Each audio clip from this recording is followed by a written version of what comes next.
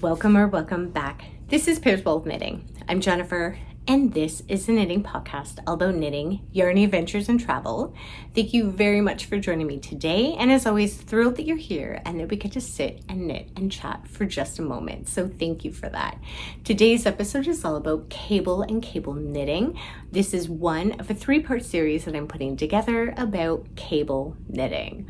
I'm so excited as we're heading in, I think, into deep fall and perhaps early winter, where you may be, you may not, maybe you're just excited to knit cables in the spring. We're gonna dive in. First of all, what I'm wearing, I am wearing such a gorgeous knit. This is a design by Moonstruck Knits. It is a shawl. The shawl specifically is called the Portia shawl. This was featured originally in the Lina magazine issue 10. So I actually have the physical copy of the magazine and pattern at the time. Knit this from that book. I knit this specific shawl late summer, early fall, and was one of my sheep and wool Rhinebeck knits that I had brought with me and curated for my Rhinebeck packing. Was thrilled to be wearing it, and I feel every time I wear it, I feel so much pride out of what I was able to knit up with my hands. It is just a stunner. It's a showstopper of a shawl and cablework by Moonstruck Knits. The Portia shawl is described as a big statement shawl with bold, luxurious cables. It's knitted from the tip to edge, then finished with the border. Excuse me, that is worked perpendicular to the body. Increases are worked on one side to achieve an asymmetrical triangular shawl. It is a stunner of a design. I have to say it was a challenge. This was still in the beginning of my cable journey, and I learned a lot at one point of knitting. I do remember going off of 3 charts with increases, and I found it quite challenging to do, but we got there. In addition, what I knitted in is 2-ply custom Woolen Mills yarn, which is a very Canadian rustic yarn. I purchased the yarn from the Mariner's Daughter in Lunenburg, Nova Scotia. Fell in love with the yarn. It's a very heavyweight, cozy, again, Canadian rustic, and I felt was just the perfect round yarn to pair with this gorgeous shawl pattern. True to Pairs Bold Knitting decisions, I did not gauge swatch. Why would I? She's a shawl, and specific fit is not needed. But in purchasing the yarn, I had only purchased 3 skeins of wool, not knowing what I was going to knit up with this. The original design by Moonstruck Knits would have called for 5 skeins.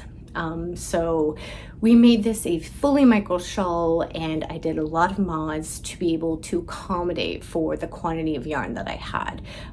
Not to bore you, but just to be quick about it, I did a I-cord bind off instead of that entire perpendicular gorgeous edging that she has on her original design. I felt like I went on and on and on about the mods that I had done and felt very satisfied and successful with the choices I had made of putting kind of my own spin and vision on the shawl with the yarn quantities I had. I'll link that video down below in the show notes in case you're interested in hearing what the mods are if you're ever thinking about knitting this gorgeous design of a shawl.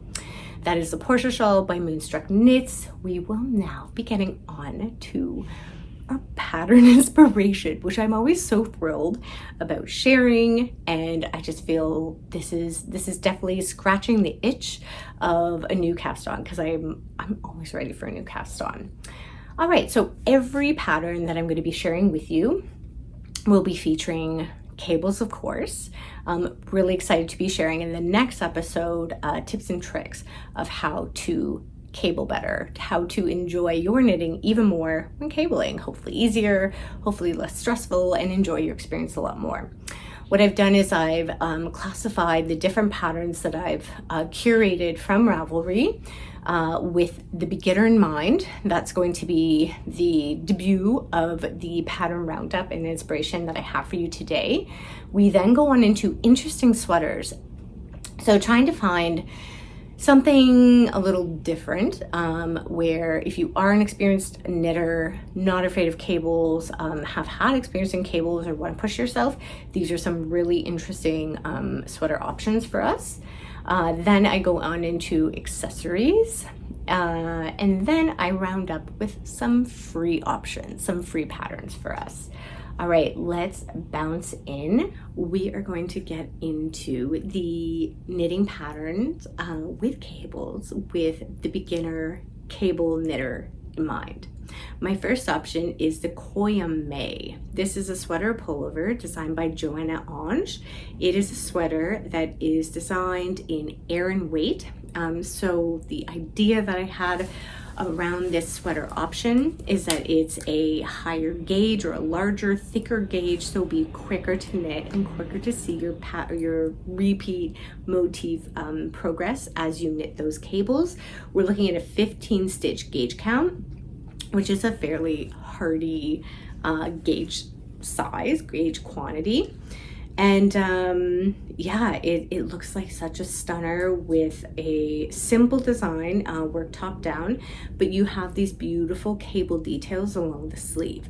I chose this as a beginner pattern because of course cables are only within the sleeve, and during that time there's not a lot of variation going on, unlike some of the other patterns that you're going to be seeing later on in our pattern inspiration roundup.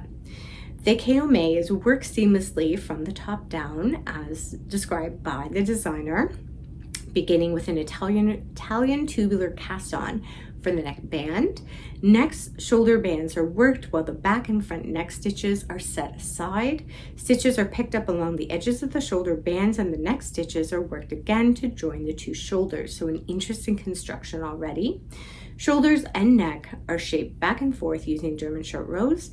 The yoke is then worked in the round with raglan increases under the underarm. The sleeve stitches are set aside and the body is worked in the round with a hem.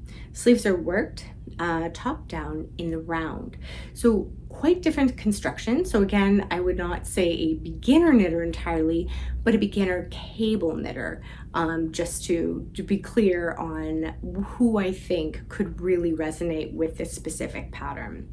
There are up to 8 sizes, which I find is lovely, and it's looking just a delightful option.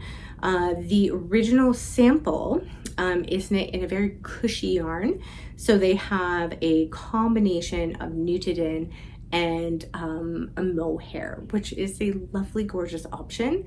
And for knitting cables, I would say if you are the beginner knitter, for cable work in general, I would go and find a yarn at gauge that does not include 2 different yarns together. So for example, this is an unspun yarn, 1 strand, and a mohair, which would be a lace weight.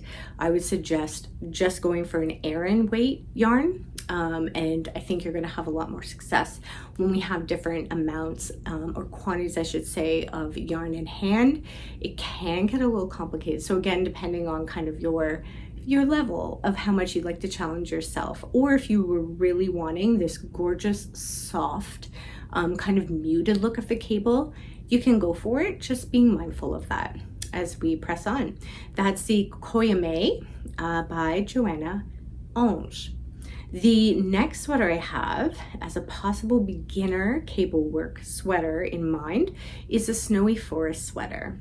This is a design by Midori Hirose, and my very second cable work pattern that I used. Yes, a cable work sweater that I had knit up last year, 2 years ago, not long ago. I think it was last year. The reason why I chose this option as the possible beginner cable knitter in mind is 1, the high stitch count. They're classifying this as a worsted weight. It's not, it's actually a bulky, because the gauge quantity is 15 stitches per 10 centimeters or 4 inches. That's quite bulky. That's a big gauge. You're looking at bigger needles. So the cables are going to work up, just like in the last example, quite quickly compared to, of course, sweaters that are knit on smaller gauges. As well, I chose this as a beginner knitter for cables is because the entire sweater is not cables. Therefore, you're only concentrating on the yoke that has these cables, and there are only two options of, or I should say two design motifs of cables. So you're not working off of a million charts. The charts I feel like from my memory, because I did knit this, is fairly simplistic. This was originally published also in the Lina issue 10 magazine, along, ironically, with this, the Portia by Moonstruck Knits, but it is now, and I'm seeing a live pattern that you can buy independently, like as a one-off, which is a lovely option. I'm just looking to see if there's a little write-up, and there is, by Midori Hirose. She has said about this pattern, I wanted to knit a circular yoke pullover with a snowy frosty cable pattern, like rim ice, freezing fog, on branches and snow-covered trees in North Japan. Rime ice and snow-covered trees thickly and build hulking shapes, which are called snow monsters. I have knitted voluminous snow monster cables and needle-shaped rime ice cables. So she has already called out that there are two motif pieces that make up the construction of the yoke. So you're not dealing with 4+ options of cables. It's only two. So that also makes it, in my mind, more of a beginner friendly cable pattern. It's a beautiful design. It's a bulky, I should say like a looser fit with more ease in it as well. And yeah, I'm trying to see here, but I can't tell. Oh yes, I can. The size options are 12. They range in up to 12 different sizes. So very inclusive.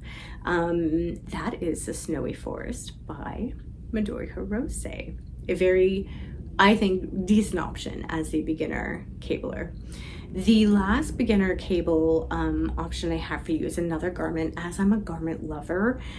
This is the Dorney Sweater by Rebecca Clow. This is a sweater pattern that I purchased right away at the release. I have yet to knit it. I do want to, and I actually have yarn that I've purchased through my travels that I feel would just be stunning in this. So this is definitely in my knitting queue one day. This I've chose as a beginning knitting cable work pattern because it is basically one style of cable that is reversed. So you have one cable going this way, it looks, one cable that's flipped or mirrored, and that is it. So really, I would say like approachable pattern design. It's also knit at a fairly high gauge. You have an 18 stitch gauge count for 10 centimeters or 4 inches. So you're looking at an Aran. I think in this stitch count for my part of the world, this would be like a heavy worsted weight potentially. Rebecca Clow describes the Dorney as a top-down cable knit sweater with a simple repeated motif of cables and rib. The sweater is started at the back neck and shaped, then joined in the round, and raglan increases are worked to shape the yoke. The body is worked without shaping, and the arms have gentle decreases. The cuff, hem, and collar are finished in a 1x1 rib. Very approachable. I feel beginner friendly if you are new to cables, and is still very doable as a garment. You're not having to knit, a cable scarf that you may or may never wear, but takes, I feel, almost just as much time to do. Yeah, it's a beautiful option for you. And that's the Dorney Sweater, designed by Rebecca Clow. My next classification of knitting patterns for cable knitting is now branching out of the beginner world. These are sweater patterns that I'm classifying as interesting sweater patterns in a cable world. I tried to dive out of what I would consider as the most popular knitwear designers. You're going to see one that isn't that unique of a choice, but is such a stunner that I had to include it. When I think of beautiful cable work patterns that are being designed, I'm thinking of Petite Knit, which has such beautiful options. There's a new pattern out right now. My favorite thing's knitwear. So I tried to just dip a toe outside of these extremely popular options and just calling out some of these other, maybe slightly less popular, although you're going to see one and you're still going to think, okay, yeah, that's quite more mainstream. That's fine. So my first option is the Twig Tail, Twig Tail. Oh my goodness. Twig Tail. This is a design by Nadia, Crétin-Léchenne. I think that's how we say it. This was a pattern that was saved in queue by a knitting friend that I met up at the Knitting Loft last week, and I fell absolutely in love. It is such a stunner. This is a cable work pattern. We have a smaller gauge than the other pattern designs I was sharing. So we're looking at worsted, but it is a 22 stitch gauge count for 10 centimeters or 4 inches. So I think it could possibly count as sport maybe, or heavy sport, depending on how we knit and what needles we're using. This also comes in up to 9 sizes. That's pretty fab. The designer described this pattern as crisp cables, soft yarn, and a comfy shape. Twig tail is like a warm cocoon. It is worked from the top to bottom in one piece without any seams. The back and sleeves are in easy stockinette stitch, while the front is embellished by lovely cable pattern that brings the spirit of autumn with it. This is a newer release, and this came out just last month in September 2024. So I hadn't actually seen it before my friend had called it out, and it is a beautiful cable option.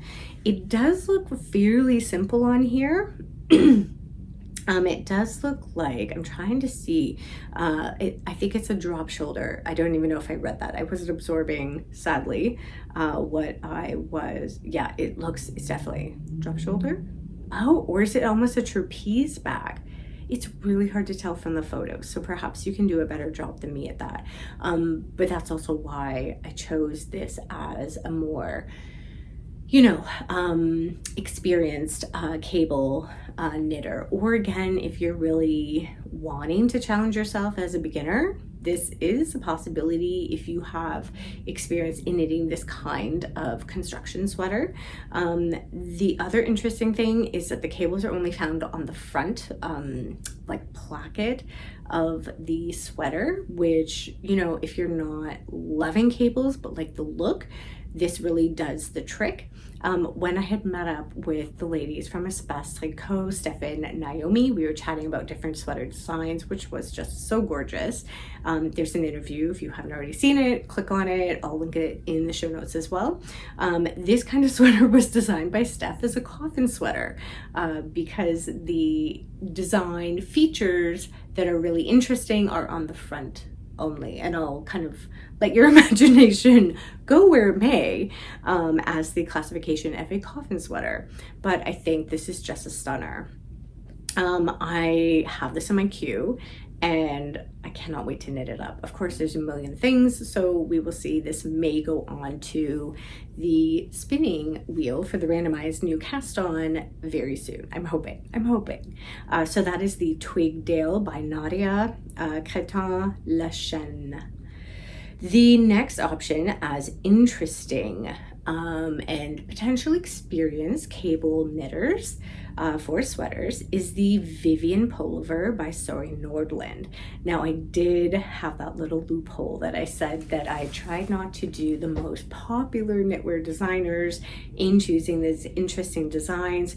We all know that Sari has the most stunning designs. Of course, she is very big into cable motifs and cable work designs. So there's my little loophole there, but I couldn't leave this sweater off. This sweater is knit in sport. Excuse me. We're looking at a 20 stitch gauge count, 10 centimeters or 4 inches. And it's just so beautiful. I'm trying to see how many sizes there are. She has up to 9 sizes, so what I would consider fairly inclusive, and just is a delight. She describes a sweater as a relaxed and slightly boxy fit. It is knitted seamlessly top down. The piece is started at the back neck and then increased to the full width of the back. After the stitches are picked up along the sloped shoulder of the front. So it sounds like it's that trapezoid beginning that we were talking about with the last sweater. After that, stitches are picked up along the sloped shoulder of the front. The pieces are joined under the underarm and the body is then knit in the round. Hurrah, this is great. The sleeve and the neckband stitches are then picked up from the body and worked in the round. The beautiful cable pattern is worked on the front and back as well as on the sleeves. She goes on, but I think that pretty much gives us the gist for this stunning pattern. From what I'm seeing, it's quite complicated in that we have a variety of cable motifs going on. We've got one down that like front bib section and sleeve. We have, it looks almost like a moss stitch to begin the sleeve at the top of that drop shoulder area. We've got a couple cables that are getting mirrored to act as a border. We have a really interesting cable that's happening, that really chunky thick cable here, and then we have almost like another border of like a rib, what's it called, like a knit purl ribby bit that's heading down with 2 like very defined knit columns. It's such an effective design. It's so beautiful. This has been on my queue since this came out last winter. The release was last January. It's really beautiful. We've got cables, of course, all over. So we're talking the front, the back, the sleeves, and it's just a stunner. The reason why I also chose this, not only do I find the pattern of the motifs such a pleasure aesthetically, but as well the fit of the sweater looks a lot less boxy from the like a lot of other cable work sweaters that I've seen, which if you've been here for a bit, you know that I'm kind of stepping away from the really big, oversized, lots of ease sweaters. Again, time and place for that. But this is just singing to that more fitted silhouette heart, where I just find it's such a beautiful design in general, but then the fit is exactly where I think I am right now with how I want my sweaters to be and sit on my body. That's a Vivian Pover by Sewing Nordland.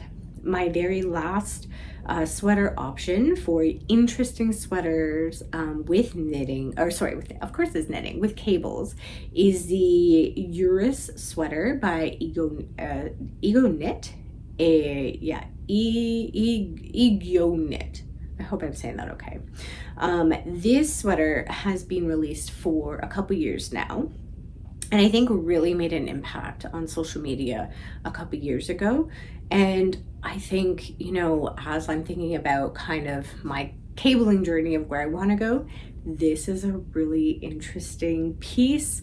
Let's look at it. We're looking at a high gauge stitch count.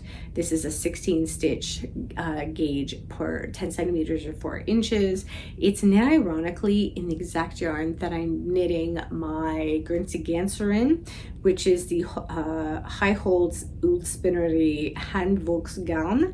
It's a stunner of a yarn, tough to get your hands on here in North America, but is so beautiful.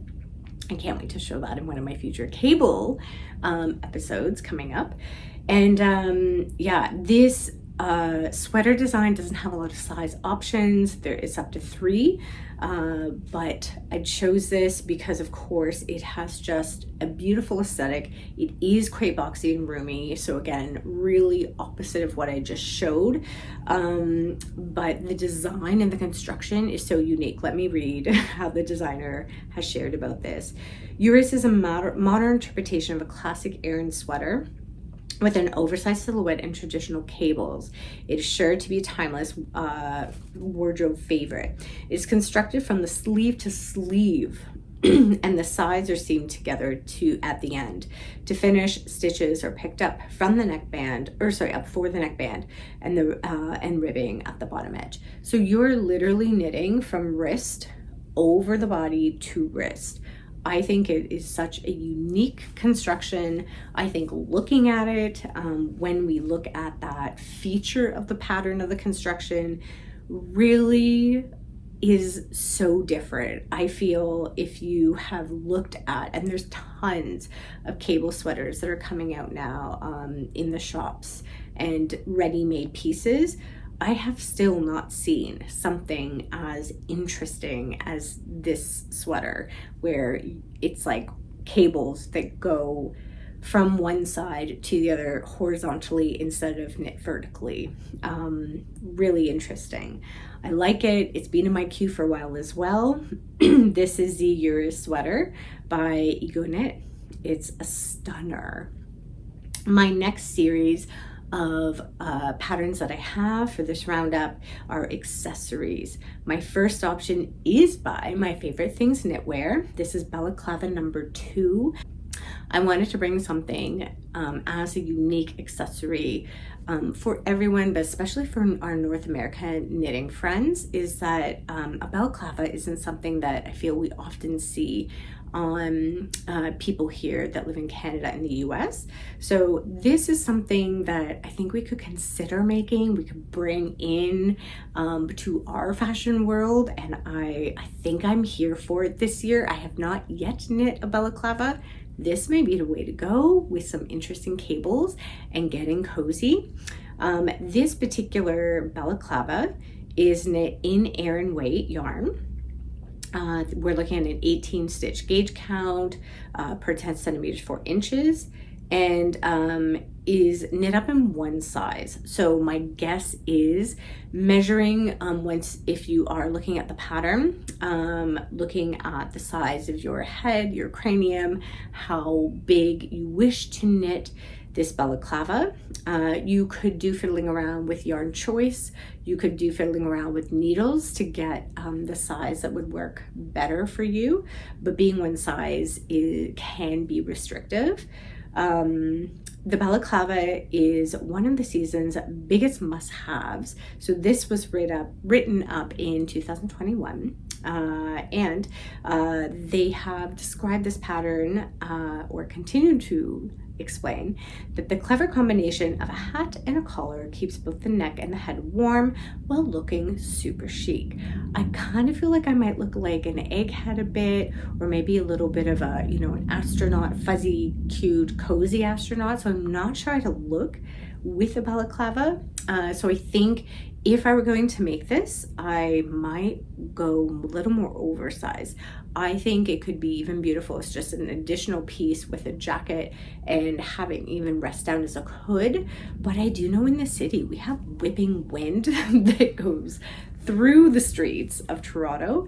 So would I knock the balaclava and not wear it because of that? No, I think I'm here. I think I'm into it this year. We are looking at the construction that's knit top down with a delicate and classic cablework pattern. I don't think the cables look challenging to knit. However, if you are not, you haven't habituated yourself with balaclava knitting before, that could be perhaps the challenge there. I'm very intrigued. This is definitely something that the more I'm looking at the pictures, the more I'm kind of getting in. I wonder as well in knitting it, because I do include a bit of ribbing at the neckline, increasing that neckline and even almost making a split hem, if you will, or a split neck, where it's almost ending up like a dicky, can I say? Am I showing my age there? Where we have a bit of a flap in the front and a flap in the back that offers some coziness. I haven't made the time to poke around the additional project pages. I'm sure someone has thought of this already. So that's balaclava number 2 by My Favorite Things Knitwear.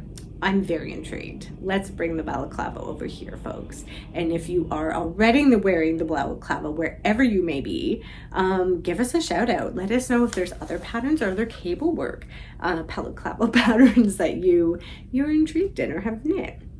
My next and last for purchase, for fee, I should say, pattern in the accessories is the beeswax hat. This is a design by Amy van der Laar. Sorry, I really chopped that out. Amy van der Laar. Does that sound nicer? I hope. This is a very interesting design. It is a paper pattern hat. This hat is knit in DK weight, so you're looking at 26.5 stitches per 10 centimeters or 4 inches. And so I'm assuming the, what's it called? The motif kind of cinches in the fabric, which could be interesting. If you look on the design page with samples, this design is not only stunning, I think, to look at head on or from the side of the head for this, the different the cables that travel to make this beeswax design. But if you look at the very top of the crown, this is where I fell in love. I just thought this detail of almost the leaf-like pattern that's housed to form the different sections of the decreases of the hat are just such a delight and so well thought out. So the designer has included a little write-up. Bees are exceptionally clever creatures. Honeybees use their beeswax to create strong and highly efficient honeycomb structures, which they use for accommodation, food storage, and a place to raise their larvae. The beeswax hat and the matching cowl mittens or mitts celebrate the beauty of the structure. I'm trying to see if you get both in this pattern, the cowl and the hat, although I'm going to say something in a second. The beeswax hat honeycomb texture is made of simple mini cables, which can be knit without a cable needle. You're going to be seeing a lot of this in the next episode I'm featuring, because I'm talking about how to cable and how to make your cabling life lovely without cables. Cable needle. I've included instructions for my favorite twist method, which I found intuitive and easy to remember, but if you can use any method you prefer. It's so beautiful. I don't know, still in the write-up, if the cowl is included in the hat design pattern purchase. However, I think as knitters, we could probably work, if we purchase a hat pattern, we can probably apply it to a cowl, is what I imagine. That's a beeswax hat by Amy van der Laar. My next 3 options are free cable work patterns. My first option, and I'm going to share that all of my free options today are by Purl Soho. I started to try to push myself and dabble out of the Purl Soho options because these were the 3 free patterns that I found specifically with cables. And I thought, you know what, these are the ones that called out to me aesthetically and for different reasons. So I thought, you know what, no, we're doing, it's a Purl Soho concentration right now, and that's fine. The first option I have is the traveling cable hat by Purl Soho, a free pattern, of course. This is using worsted weight. You're looking at 8.5 stitches per 2.5 centimeters. I think that's per 1 inch. So just note there that the gauge quantities are different. They're basing it on a different amount. There's not much write-up. Oh, here. When knitting the body of the hat, I found it helpful to separate each repeat. It's not really helpful. I don't know if it's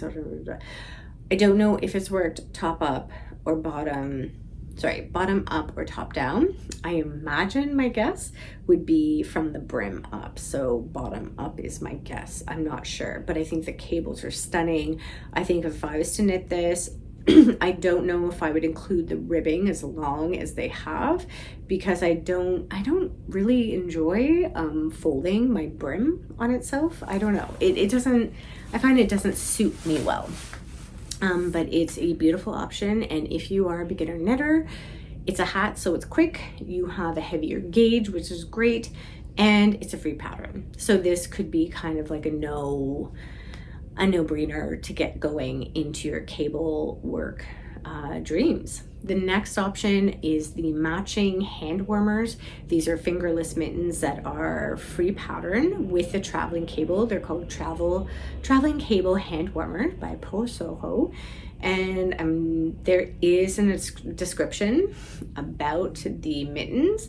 Looking at them, they have those traveling cables on the front of the hand again. They do have a thumb feature with ribbing to finish and end the mitten. They're very cute. Underneath on the bottom of the hand, I'm seeing it looks like maybe what could be a 2x2 rib.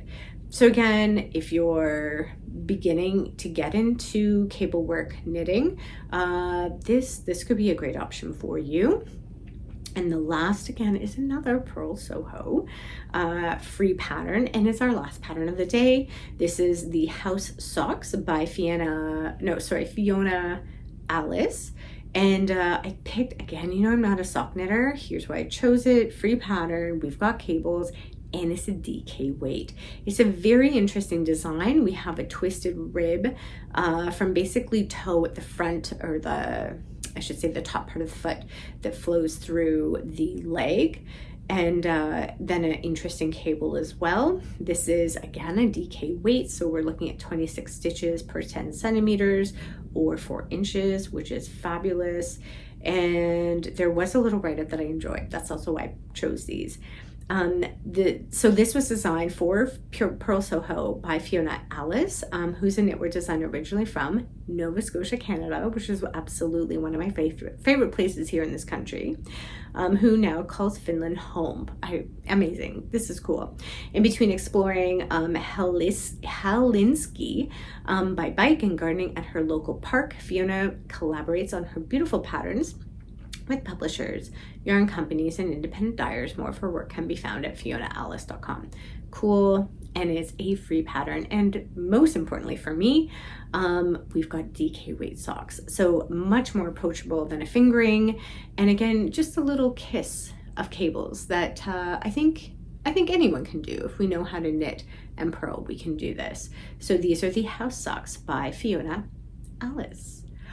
I love that I get to share those knitting patterns with you, and so excited. I wish I could knit them all, but you know, sadly I only have 2 arms, and wish I had about 100 that I could knit 24/7 and knit up everything. So we have a number of these that are in my queue, and hopefully they've started to add to your queue as well in the best of ways. Hopefully you found some interesting inspiration there, perhaps designers or different methods or constructions that you haven't seen before in cable world.